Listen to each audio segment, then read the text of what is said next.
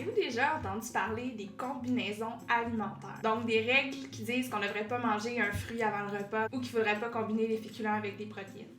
Moi, c'est quelque chose que j'entends vraiment souvent avec mes clients, donc je pense que ça vaudrait la peine de prendre le temps d'expliquer comment on digère, puis si les combinaisons des aliments qu'on mange ont vraiment un impact. Donc le principe de base des combinaisons alimentaires, c'est que chaque groupe d'aliments aurait besoin de conditions différentes pour être bien digéré. Donc si on mange un aliment des deux catégories en même temps, le système digestif deviendrait confus et ça ferait qu'on digérerait moins bien, qu'on aurait moins d'énergie après le repas. Les règles de ce régime-là sont vraiment très précises et très nombreuses, mais si on en regarde quelques-unes ensemble, les principes de base sont entre autres qu'il faut toujours manger des fruits sur un ventre vide, préférablement le matin. Ensuite, lors d'un repas, on peut combiner des aliments riches en protéines, en lipides ou en glucides avec des légumes. Par contre, on peut jamais combiner des aliments protéinés avec des aliments riches en glucides ou des aliments riches en lipides.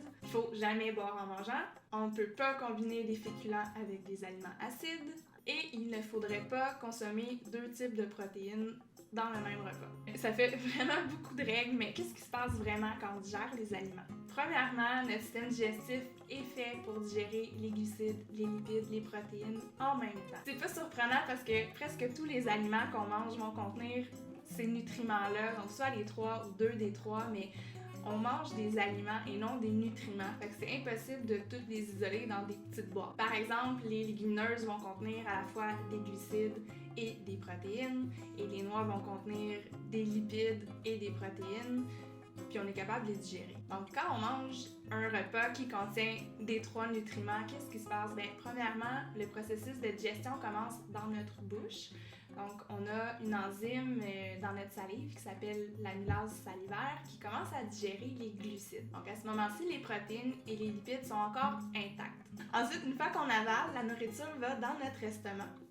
Puis notre estomac, c'est un milieu qui est super acide. Et ça va favoriser la digestion des protéines. Ça forme une espèce de grosse bouillie, de toute façon, qui mélange tout ça ensemble. Puis ensuite, ça va dans notre petit intestin. Puis c'est ici que la plus grande partie de la digestion se fait. Il y a la bile, les enzymes intestinales, les enzymes pancréatiques qui travaillent en même temps pour digérer les glucides, les lipides et les protéines. Puis c'est ici aussi qu'on va absorber la plus grande majorité des nutriments.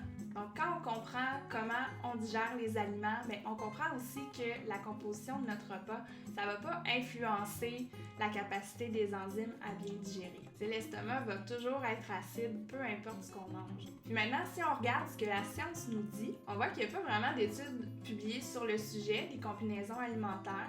Il y a une étude publiée en 2000, mais mis à part l'angle sous la perte de poids, il n'y a personne qui a étudié vraiment l'effet des combinaisons alimentaires sur la santé. Parce que d'un point de vue biologique, de toute façon, ça fait pas de sens. Donc mon point de vue en tant que nutritionniste, c'est que le principal problème avec ce régime-là, c'est qu'il est super restrictif, puis il n'est pas basé sur les principes d'une alimentation équilibrée. Quand notre assiette contient des protéines, des glucides et des lipides, ça fait que le sucre dans notre sang va augmenter moins vite. Ça fait aussi qu'on ressent plus la sensation de satiété. Ça nous permet aussi de garder un niveau d'énergie plus constant après le repas. Donc il y a plein d'avantages à mettre tous ces nutriments-là dans la même assiette. De toute façon, vous le savez, moi, les règles alimentaires, j'aime pas ça. Fait que quand on parle d'un régime restrictif comme ça, qui a tout plein de règles, bien souvent, ce que ça fait, c'est que ça enlève le plaisir de l'alimentation.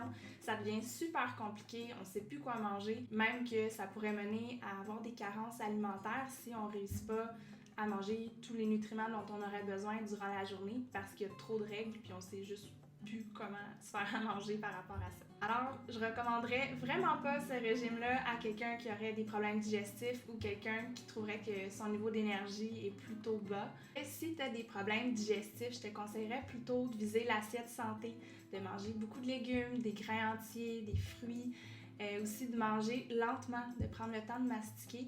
Puis si malgré tout tu as encore des problèmes, bien, peut-être que ça vaudrait la peine de consulter soit un médecin ou une nutritionniste pour qu'elle regarde plus en détail ton alimentation pour pouvoir te donner des conseils personnalisés.